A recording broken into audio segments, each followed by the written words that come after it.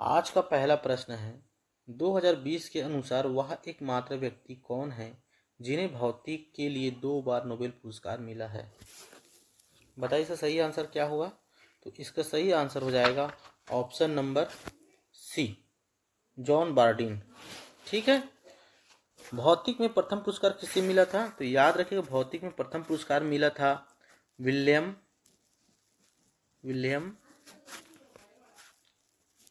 Conrad को मिला था। ठीक है, याद रखिए विलियम कॉनरॉड को मिला था। ये कहाँ के निवासी थे? तो जर्मनी के निवासी थे। ठीक है, और कब मिला था सर्वप्रथम भौतिक में पुरस्कार? तो 1901 से दिया गया था। ठीक है, भौतिक में पहला पुरस्कार किन्हें मिला था? तो विलियम कॉनरॉड जर्मनी के निवासी को 1901 में मिला था। ठीक है, याद रखिएगा। नेक्स्ट प्रश्न है, टैक्सोल किस पेड़ से निकाला जाता है?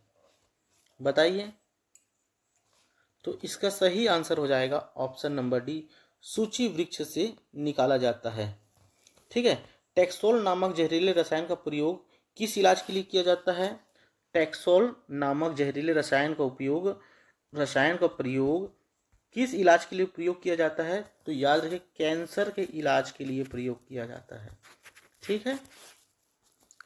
नेक्स्ट प्रश्न है, ये सभी प्रश्न आपको हमारे चैनल AVK गुरुजी वर्ल्ड में आप सभी का स्वागत है। NTPC 4/1/2021 में पूछे गए प्रश्न क्रमांक शिफ्ट क्रमांक के 2 के हैं। ठीक है, प्रतिदिन ऐसे ही प्रीवियस ईयर क्वेश्चन वीडियो पाने के लिए NTPC एग्जाम होते तक के आप इस चैनल को जरूर सब्सक्राइब करके रखें, प्रतिदिन ऐसे ही वीडियो पाने के लिए। इसके बाद ग्रुप डी का एग्जाम चालू होगा, उसमें आपको ग्रुप डी का video previous year question paper video मिलता रहेगा। ठीक है, आज का नेक्स्ट प्रश्न है, भारत में पहली ब्रिटिश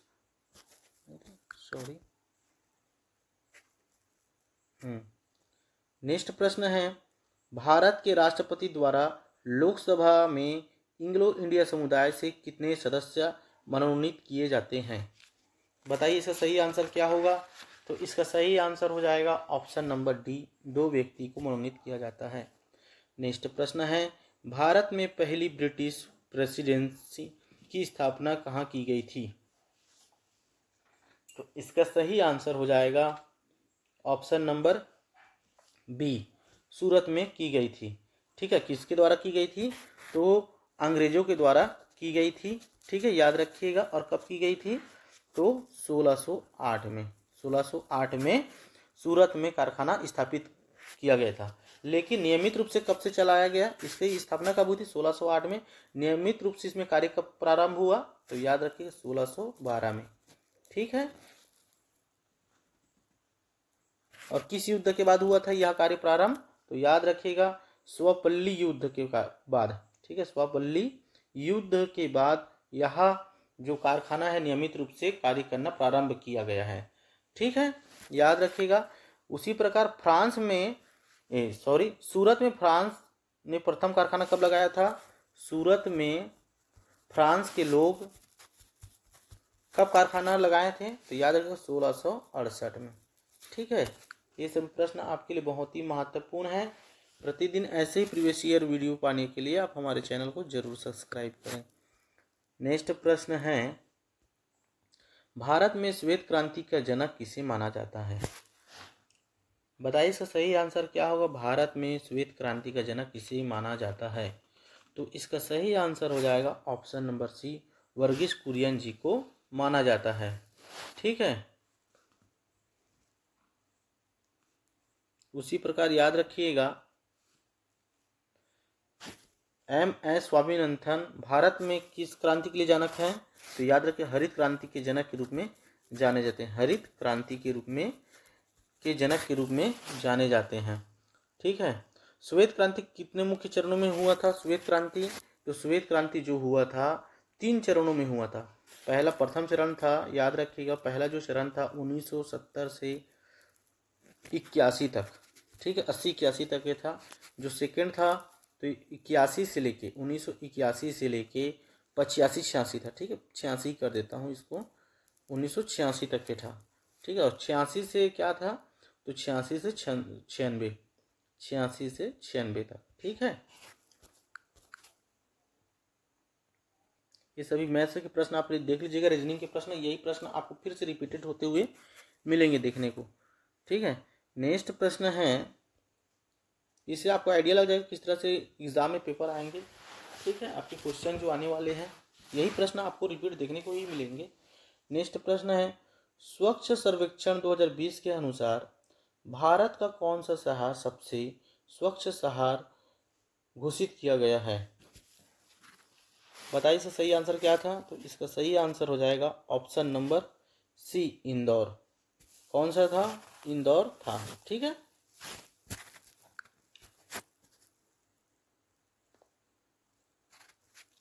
नेक्स्ट प्रश्न है, फसलों के लिए निम्नलिखित में से कौन सा निकाय न्यूनतम समर्थक मूल्य की अनुशंसा करता है? बताइए इसका सही आंसर क्या होगा? तो इसका सही आंसर हो जाएगा ऑप्शन नंबर बी, CACP। ठीक है, CACP होता है। इसका मतलब क्या होता है? CACP का फुल फॉर्म होता है कमीशन, ठीक है, कमीशन फॉर एग्रीकल्चर। मैं शॉर्ट फॉर्म में लिख देता हूँ, एग्रीकल्चर कॉस्ट एंड प्राइस होता है। ठीक है, आप इसको लिख लीजिएगा, इसमें लिखने का जगह नहीं है, लेकिन जितना हो सक रहा है मैं उतना कर रहा हूँ। Commission for agriculture cost and price होता है। ठीक है, ठीक है, इसकी स्थापना कब हुई थी? तो याद रखिएगा, कृषि मूल्य आयोग की स्थापना कब हुई थी? कृषि मूल्य आयोग की स्थापना कब हुई थी? तो याद रखिएगा 1965 में हुई थी। ठीक है, यही सब प्रश्न आपको फिर से देखने को मिलेंगे। ठीक है, कृषि मूल्य आयोग का नाम बदलकर क्या रखा गया? कृषि मूल्य आयोग का नाम बदलकर 1985 में, ठीक है, याद रखिए, कृषि मूल्य आयोग का नाम बदलकर 1985 में CACP रखा गया था। ठीक है, याद रखिएगा। उसी प्रकार याद रखिएगा, FCI की स्थापना कब की गई थी? स्थापना कब की गई थी? तो याद रखिएगा 1965 में ही की गई थी। ठीक है, नाबार्ड की स्थापना कब हुई थी? नाबार्ड, ठीक है, ये बार बार पूछा गया प्रश्न, नाबार्ड की स्थापना कब हुई थी? तो याद रखिएगा, नाबार्ड की स्थापना जो हुई थी 12 जुलाई 1982 को। ठीक है, 1982 को हुई थी। अगर वीडियो अच्छा लगे तो आप हमारे चैनल को जरूर सब्सक्राइब करें। ठीक है, FCI की स्थापना कब हुई है? तो 1965 को हुई है, सॉरी 1965 को हुई है। नाबार्ड की स्थापना कब हुई है? तो याद रखिएगा 12 जुलाई 1982 को हुई है। ठीक है, ये सभी प्रश्न आपके लिए बहुत ही महत्वपूर्ण है, ये सभी प्रश्न बार बार रिपीटेड होंगे। ठीक है, नेक्स्ट प्रश्न है, संसद द्वारा निःशुल्क और अनिवार्य शिक्षा का अधिकार अधिनियम किस वर्ष पारित किया गया था? बताइए, बहुत ही महत्वपूर्ण प्रश्न है, एग्जाम की दृष्टि से ये सभी प्रश्न आए हुए प्रश्न हैं। बताइए इसका सही आंसर क्या होगा 63 का? तो इसका सही आंसर हो जाएगा ऑप्शन नंबर ए, 2009। शिक्षा का अधिकार कानून कब लागू किया गया था? शिक्षा का अधिकार कानून कब लागू किया गया था? तो याद रखिएगा 1 अप्रैल 2010 को लागू किया गया था। ठीक है, याद रखिएगा, बहुत ही महत्वपूर्ण है ये सभी प्रश्न आपके लिए। नेक्स्ट प्रश्न है, गांधी स्मृति एवं दर्शन समिति का गठन कब किया गया था? बताइए। तो इसका सही आंसर हो जाएगा ऑप्शन नंबर डी, 1984 को गठित किया गया था। ठीक है,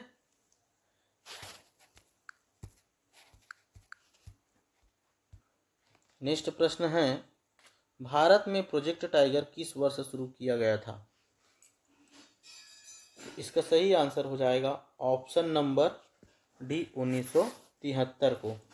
ठीक है, अप्रैल अप्रैल 1973 को टाइगर प्रोजेक्ट प्रारंभ किया गया था। टाइगर प्रोजेक्ट कब प्रारंभ किया गया था? तो 1973 को प्रारंभ किया गया था। भारत में प्रथम बार टाइगरों की गणना कब की गई थी? भारत में प्रथम बार टाइगरों की गणना कब की गई थी? तो याद रखिएगा 1972 को गणना की गई थी। 1972 में गणना की गई थी। ठीक है, याद रखिएगा। हाथी प्रोजेक्ट कब प्रारंभ किया गया था? हाथी प्रोजेक्ट, ये सब याद रखिए। हाथी प्रोजेक्ट कब प्रारंभ किया गया? तो 1992 में प्रारंभ किया गया था। ठीक है, याद रखिएगा।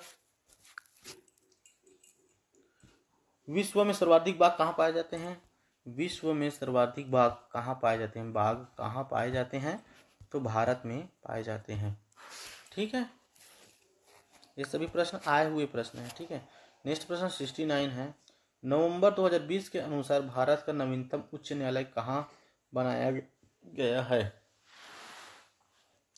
तो इसका सही आंसर हो जाएगा ऑप्शन नंबर सी, अमरावती में। कहाँ बनाया गया है? अमरावती में बनाया गया है। उच्च न्यायालय में सबसे बड़ा उच्च न्यायालय कहाँ है? उच्च न्यायालय का सबसे बड़ा उच्च न्यायालय कहाँ है? तो याद रखिएगा इलाहाबाद में है। इलाहाबाद में है। ठीक है, याद रखिएगा इलाहाबाद में स्थित है। नेक्स्ट प्रश्न है, भारत में पहली यात्री रेलगाड़ी कब चली थी? बताइए, भारत में पहली यात्री रेलगाड़ी कब प्रारंभ की गई थी? तो इसका सही आंसर हो जाएगा 16 अप्रैल 1853 को चलाई गई थी। ठीक है, किसके बीच चलाई गई थी? तो बॉम्बे और थाने के बीच। ठीक है, बॉम्बे और थाने के बीच चलाई गई थी। कितना किलोमीटर था? तो याद रखिए 34 किलोमीटर। ठीक है, रेल इंजन का निर्माण किसने किया था? तो याद रखिए रेल इंजन का निर्माण किया था जॉर्ज स्टीफेंसन ने।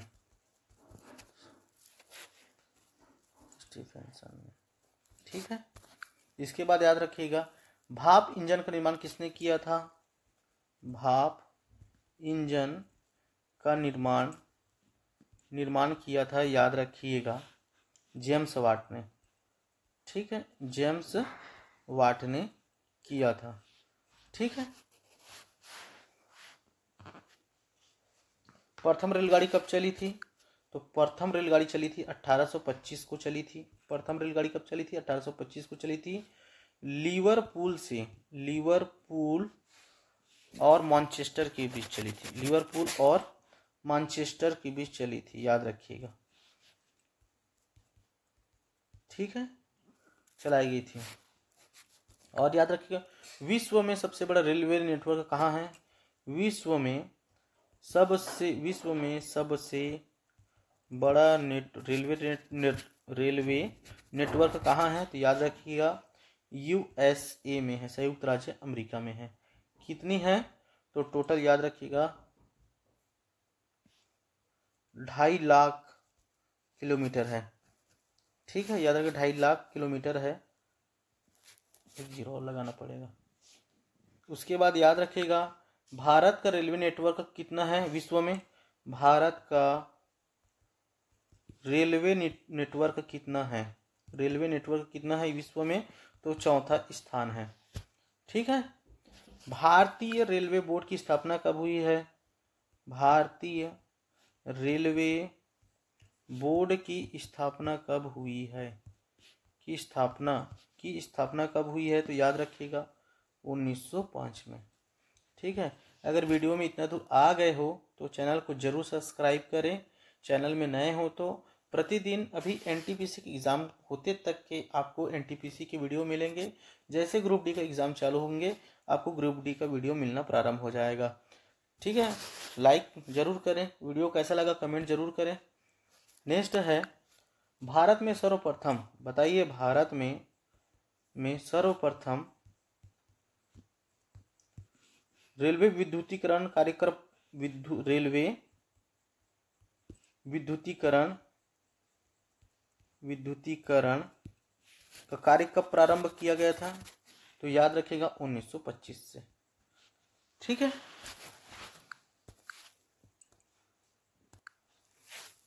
नेक्स्ट प्रश्न है, दूसरी वंदे भारत एक्सप्रेस किन शहरों के बीच चलती है? तो इसका सही आंसर हो जाएगा ऑप्शन नंबर डी, नई दिल्ली से कटरा। ठीक है, देश की पहले वंदे भारत एक्सप्रेस किनके बीच चली थी? तो याद रखिएगा, देश की पहली वंदे भारत एक्सप्रेस चली थी दिल्ली से वाराणसी।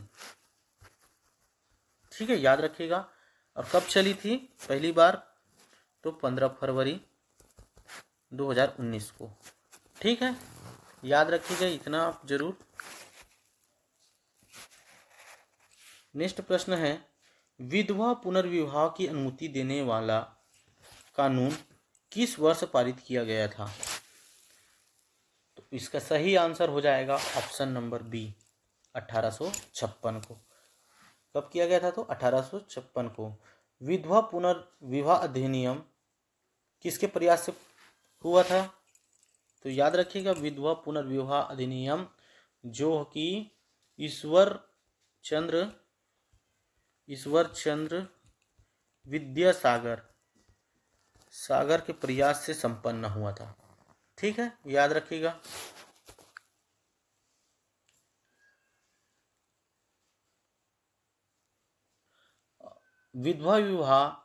विधवा पुनर्विवाह एक्ट किसके द्वारा लाया गया था? विधवा पुनर्विवाह एक्ट किसके द्वारा लाया गया था? तो याद रखिएगा, लॉर्ड कैनिंग के द्वारा लाया गया था। लॉर्ड कैनिंग के द्वारा लाया गया था। ठीक है, याद रखिएगा, बहुत याद रखिएगा, इस सब प्रश्न आए हुए हैं।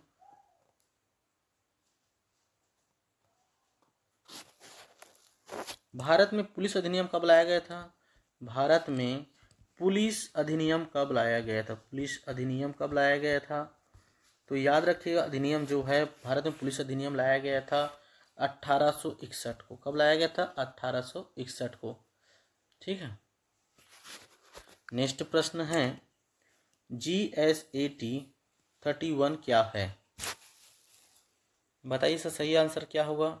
GSAT 31 क्या है? तो इसका सही आंसर हो जाएगा ऑप्शन नंबर सी, दूरसंचार उपग्रह है।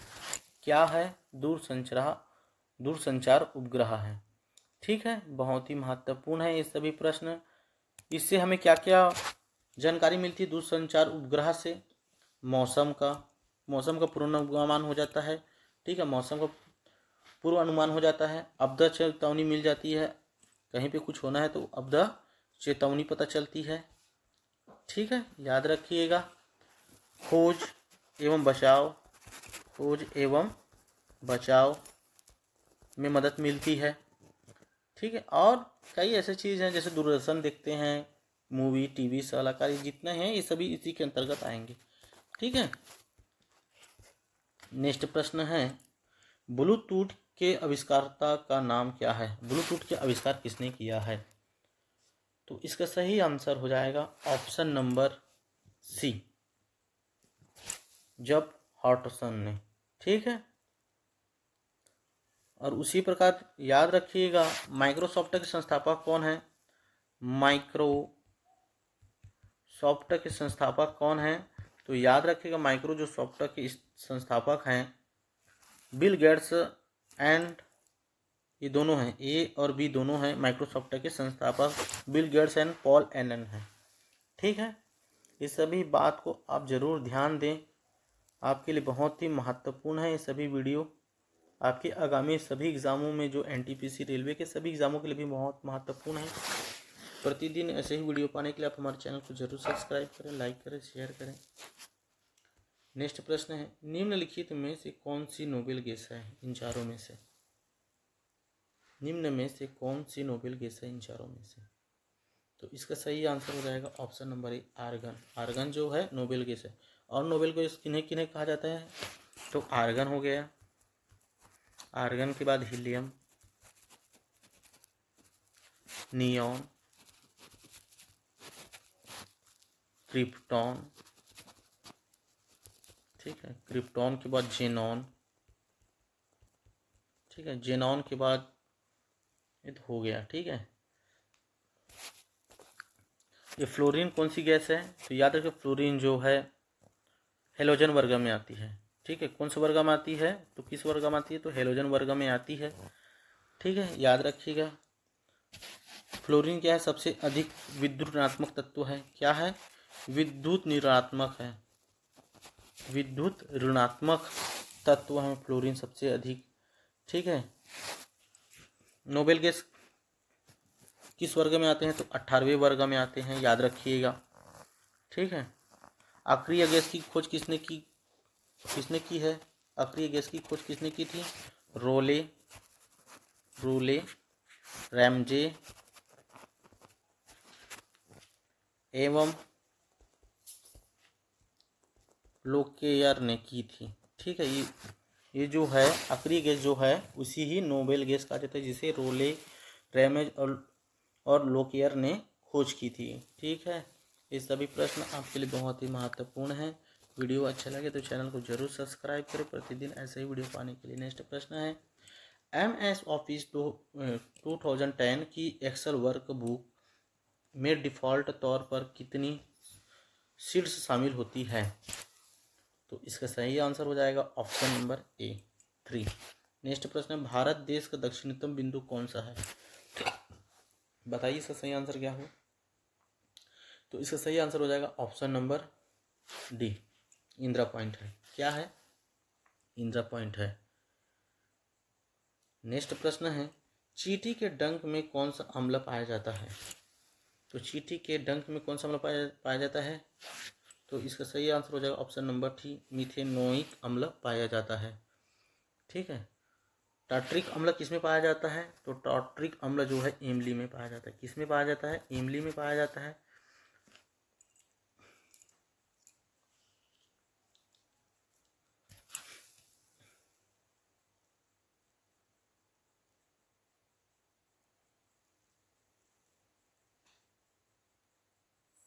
नेक्स्ट प्रश्न है,